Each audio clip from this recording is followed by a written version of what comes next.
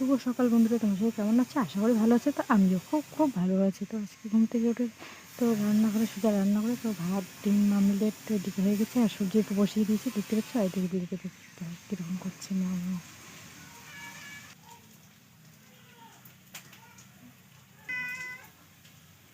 দাঁড়া দাঁড়া, তো ওকে এখন খেতে দিয়ে দিয়েছি, কারণ আমি যখন রান্না করছি তখন আমি পেছন পেছন শুধু ঘুরছে।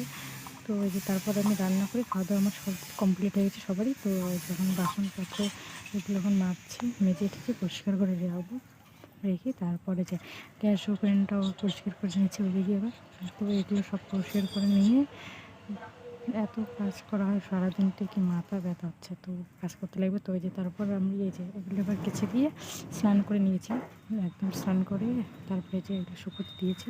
কারণ এখন বাজে 12টা, মানে 1টার মতো বাজে, ওটা বলছি এবার।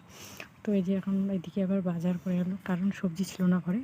তো এখন বাজার করে যে লাউয়ের ডোকা এনেছে, তারপরে আর কী কী এনেছে কী জানি।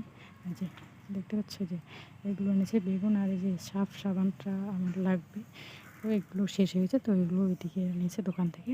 তো ওই যে লাউটা এনেছে, তো ওগুলো এখন কাটবো। আজকে লাউর ডোকাটা আজকে কেটে রাখবো, আর লাউটা আর আজকে কেটে রাখলে কী হবে, কারণ সকাল সকাল রান্না করতে তাহলে সুবিধা হবে। কারণ 10টা 9টার দিকে মনে করি রান্না বসাতে লেগে, তার জন্য আর কি সুবিধা হয়ে যাবে। তো ওগুলো এখন কেটে রাখবো।